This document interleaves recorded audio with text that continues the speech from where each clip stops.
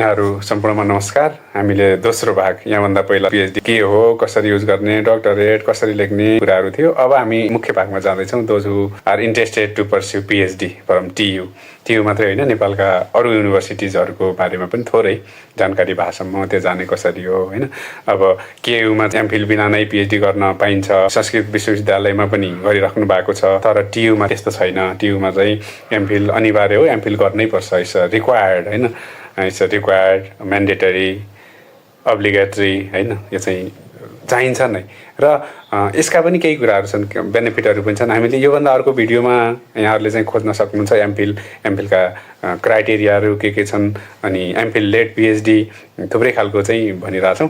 र अहिलेलाई चाहिँ एउटा कोर्स सहितको पिएचडी बन्द भयो। पहिला चाहिँ के गर्थ्यो भन्दा टियुले केही समय फेरि टियुले पनि फेरि आफ्नो कहिलेकाहीँ समय साधारण उसको लागि समय परिवर्तन गरिदिन्छ।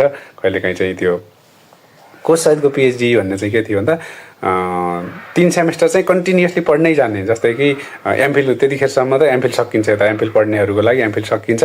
हो त्यस्तै गरेर कोर्स सहितको पिएचडी खुलाइदियो। उहाँहरूको लागि क्राइटेरिया चाहिँ मास्टरबाट सिधै पढ्न पाउने गरायो। र थुप्रै साथीहरूले भर्ना गर्नुभयो। त्यतिखेरको लगभग 50 जना भर्ना गरेमा 2 जना या 3 जनाले सकाउनु भयो। त्यो थुप्रैले धेरैले भर्ना गर्नुभएको थियो। कोर्स सहितको पिएचडी भन्ने ठाउँमा चाहिँ एउटा त्यो थियो, त्यो चाहिँ बन्द गर्यो। त्यति भयो, एकचोटि खोल्यो अनि सकियो। र अहिले चलिरहेको पिएचडी भनेको 2टा पिएचडी छ। एउटा पिएचडी छ एमफिल लेड पिएचडी।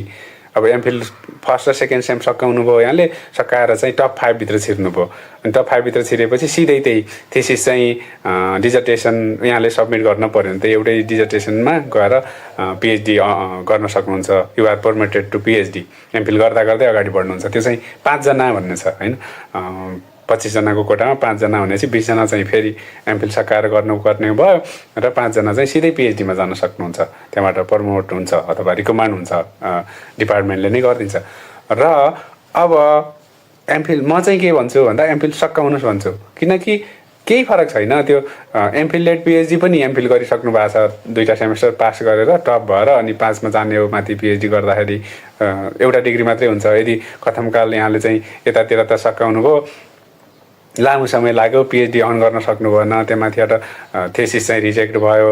अनि फेरि अगेन एन्ड अगेन रिसबमिसन गर्नुभयो। 10 वर्षको समय पनि, समय सीमा पनि सकियो। अब फेरि रिसबमिसन एकचोटिलाई मात्रै दिन्छ, त्यहाँबाट फेरि नदिने छ। त्यस्तो भयो भने चाहिँ यहाँले चाहिँ के गर्नुपर्छ, मैले भनेको चाहिँ कम्ती नि एमफिलको एउटा डिग्री लिनुभयो भने इन्डिपेन्डेन्ट भयो, त्यो सजिलो भयो होइन। र अरूको लागि पिएचडी नगर्नेहरूको लागि पनि एमफिल चाहिँ लानुहोस् भन्छु म चाहिँ। टियुको एमफिलको महत्त्व, एमफिल किन लाने भन्ने कुरा चाहिँ अलिकति यहाँभन्दा पहिला पनि गरिसकेका छौँ। अर्को भिडियोमा हेर्न सक्नुहुन्छ। यहाँ थोरै 1-2टा कुरा मात्रै गर्नुपर्दा मैले एमफिललाई किन फोकस गर्छु भन्दा पिएचडी चाहिँ एउटा टाइटलको लागि भयो, चाहिने कतैतिर टाइटल। नत्र एमफिलले एकदमै एकाडेमिक सेक्टरमा काम गर्नको लागि पर्फेक्ट बनाउँछ। त्यसले चाहिँ पढ्ने तरिका सिकाउँछ। प्रायः हाम्रो अलि पहिलाको, अब अहिलेको टोली त सेमेस्टर सिस्टम पढिराख्नु भएकोलाई त थाहा छ, मास्टर्स गर्दाखेरि पनि धेरै कुरा थाहा छ। तर पुरानो एनुअल सिस्टम, वार्षिक परीक्षा प्रणालीद्वारा त्यो वार्षिक तरिकाले पास हुनु भएकोहरूलाई चाहिँ एक तहमा ल्याउनको लागि अथवा सेमेस्टर सिस्टम सिकाउनको लागि एमफिल चाहिँ अनिवार्य नै छ। सायद त्यही भएर टियुले एमफिल बिना पिएचडी गर्न नदिएको होला। जसरी पनि एमफिल लेड पिएचडी गर्नुहुन्छ भने एमफिल सकाउनै पर्छ। पढ्ने जति यतातिर सकिन्छ। विथ थेसिस सबमिट गर्दाखेरि त्यो एमफिलको थेसिस सिधै एमफिलमा एउटा थेसिस नबुझाएर त्यसको उपाधि नपाएर सिधै सुरु गरेर ओरिजिनल प्रपोजल लेख्दै सुरु गरेर एक लेभलको एमफिल पढ्दा पढ्दै यहाँले प्रपोजल लेख्न तयार गर्न त थालिहाल्नुहुन्छ। त्यहाँ गएर प्रायः कमै हुन्छ एमफिल गरेकाहरूको। तैपनि यसको मतलब एमफिल चाहिँ ग्यारेन्टी होइन पिएचडीको लागि भइहाल्छ। त्यो एमफिल गरेको प्रपोजल चाहिँ सबमिट हुन्छ भन्ने नै होइन। पिएचडीको कमिटीले चाहिँ रिजेक्ट गर्न सक्छ। कतिपय एमफिल गरेका साथीहरूको नै रिजेक्ट भएको छ, सेकेन्ड टाइम पनि रिजेक्ट भएको छ, फेरि थर्ड टाइम के गर्ने भन्दै हुनुहुन्छ। हाम्रो चाहिँ के छ भन्दा रिजेक्ट हुनु भनेको त्यो पुगेन भन्ने हो नि त। क्राइटेरिया जे सेट गर्नुभएको छ पिएचडीको लागि, त्यो युनिभर्सल डिग्री हो नि त, यो ग्लोबल रिकग्नाइज भयो। त्यसको लागि तयार गर्नुपर्नेमा मिट नगरेपछि फिर्ता गरिदिनुहुन्छ।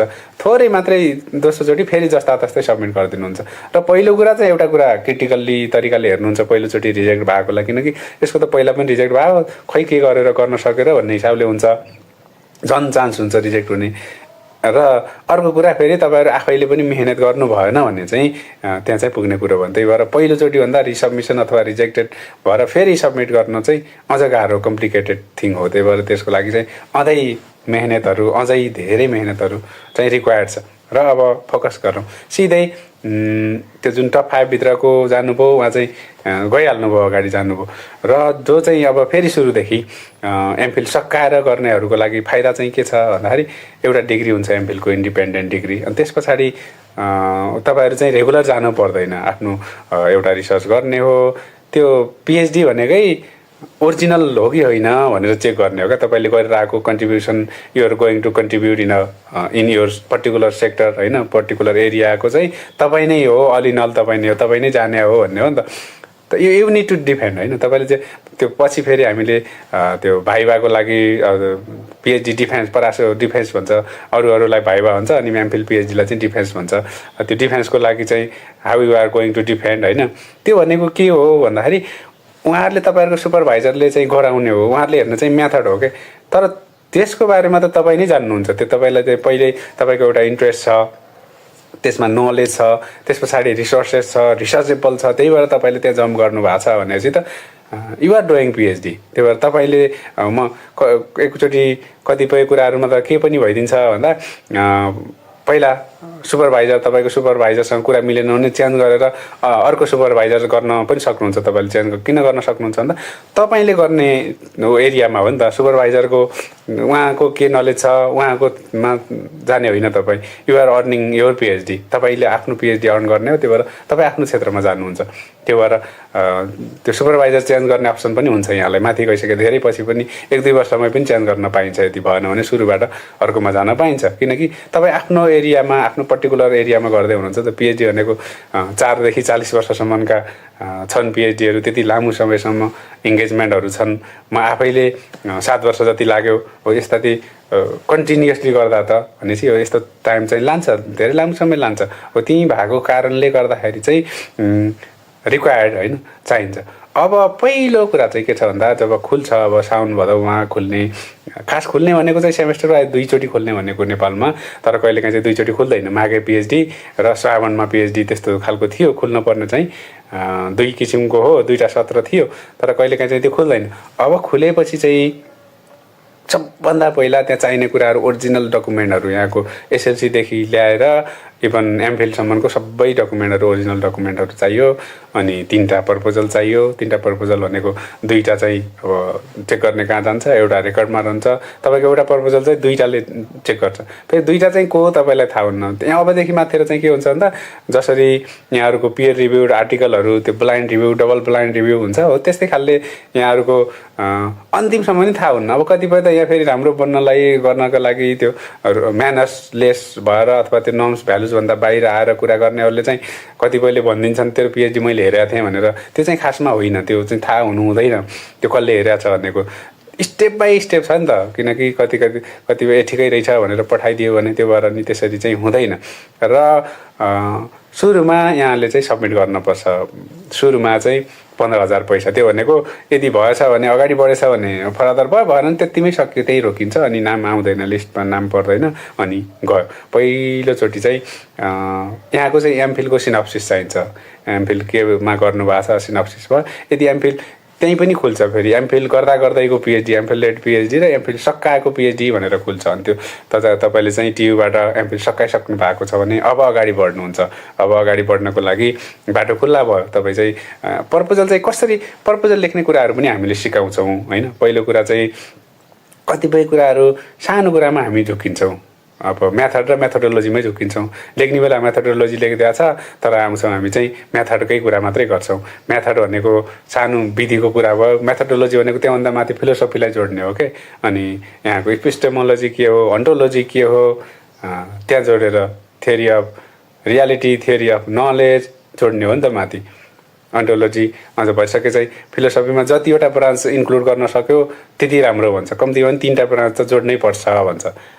अन्टोलोजी, इपिस्टेमोलोजी र एक्जियोलोजी, 3टा कुरा चाहिँ चाहियो, त्यो खोज्छ। अनि त्यो जोडेपछि बल्ल तपाईँको चाहिँ मेथोडोलोजी भयो त्यस्तो कुराहरू चाहिँ हेर्ने भयो अगाडि जाने कुरा भयो हामीले त्यो चाहिँ प्रपोजलमा यी कुराहरू क्लियर गर्नुहोस् भनेर हामीले प्रपोजल राइटिङको फ्री अफ कस्ट वर्कसप पनि सेयर गर्छौँ आफूले भएको किन यो हामीले किन सेयर गरिरहेछौँ भन्दा हामीले जुन किसिमको हामीले खाइरहेको जागिर छोडेर आउनु पर्यो त्यस्तै चाहिँ यहाँहरू चाहिँ जागिरे हुनुहुन्छ भने जागिरको साथसाथमै पनि गर्न भ्याइयोस् होइन एमफिल आइसकेपछि त एमफिलमा पनि अप्सन छ बिहान 10 बजेसम्म पढाएर सकिने त्यस पछाडि आफू चाहिँ आफ्नो 10 to 5 जबमा पनि भ्याउने त्यसको पनि छ कतिपय चाहिँ हाम्रै साथीहरूले हामीसँगै गर्दाखेरि गर्नु पनि भएको थियो त्यसको लागि चाहिँ गाह्रो नहोस् खाइरहेको जागिरलाई चट्टै छोडेर फेरि नेपालमा चाहिँ पाउन गाह्रो छ होइन ती कुराहरूले गर्दा चाहिँ हामीले सुरुदेखिका प्रपोजल राइटिङदेखि नै हेल्प गर्छौँ हामी चाहिँ वर्कसपहरू ल्याउँछौँ फेरि आफ्नो तपाईँहरू चाहिँ आफ्नो आफ्नो डिपार्टको हुनुहुन्छ आफ्नो कुनमा गर्दै हुनुहुन्छ त्यहाँकै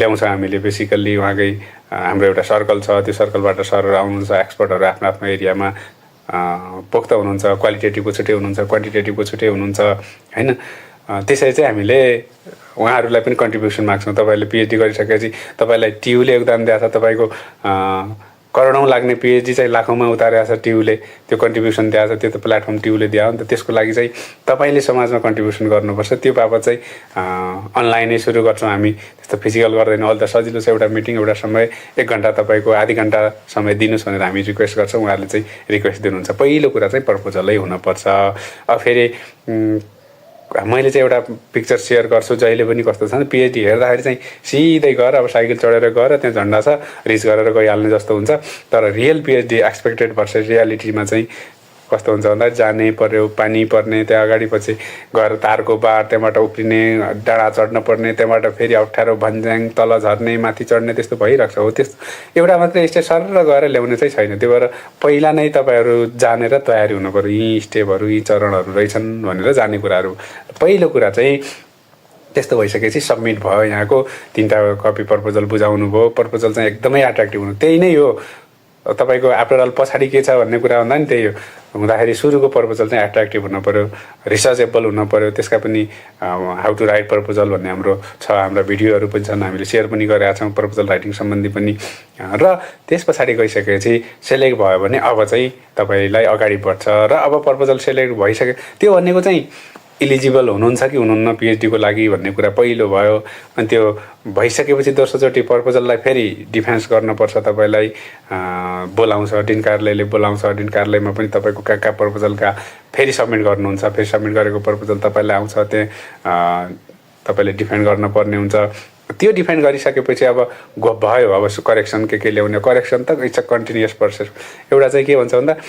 a completed thesis is never perfect त्यो त पर्फेक्ट छैन र त्यो पर्फेक्ट थेसिस नेभर कम्प्लिट्स भन्छ क्या कहिले पनि सकिँदैन त्यो पर्फेक्ट भन्ने नै हुँदैन त्यो इभन पिएचडी सबमिट गरिसकेको थेसिस पनि अझ करेक्सन ल्याउने हो भने करेक्सन छ त्यसमा पनि त्यस्तो हुन्छ अब त्यहाँ गएर तपाईँहरूले चाहिँ दिइसकेपछि डिफाइन गरिसकेपछि तपाईँको रिसर्चेबल छ गर्न सक्नुहुन्छ त्यही हुन्छ फेरि पछि असिना पसिना हुनु चाहिँ त्यही थाहा भइहाल्छ तपाईँको थाहा भइसकेपछि अब हो भनेर अगाडि करेक्सन सही रिकमेन्ड गरिसकेपछि स्टेप बाई स्टेप हुन्छ धेरै यो चाहिँ पेसेन्स चाहिन्छ थुप्रै खालको रिसोर्सेस कतिपय त हामी पिएचडी सकाइसकेपछि तपाईँ चाहिँ हामी रिकमेन्ड गर्छौँ घुम्न जानुहोस् भन्छौँ क्या त्यो भइरहेको स्ट्रेसहरू निकाल्दा धेरै खालले अब त खुल्ला हुन्छ भन्छ क्या अनि त्यस पछाडि अब अर्को स्टेपमा गइसकेपछि त्यहाँ दिन कार्यालयमा सबमिट गर्नुभयो प्रपोजल डिफेन्स भइसकेपछि अब फेरि तपाईँलाई चाहिँ डिपार्टमेन्टतिर पठाइदिन्छ डिपार्टमेन्टतिर गइसकेपछि तपाईँले चाहिँ त्यहाँ सेमिनार पेपरहरू बुझाउनुपर्छ त्यस पछाडि 1-2 वर्ष कति लाग्ने हो कम्ती अनि 1 वर्ष 1.5 वर्ष जति लाग्छ लिटरेचर रिभ्यू गर्नलाई पढ्नलाई त्यो भनेको लिटरेचर रिभ्यू भनेको कति धेरै पढ्नुभयो भन्ने त्यही देखाउने हो तपाईँहरूले पढिरहेको देखाउने हो त्यहाँ ओरिजिनल देखाउने हो कति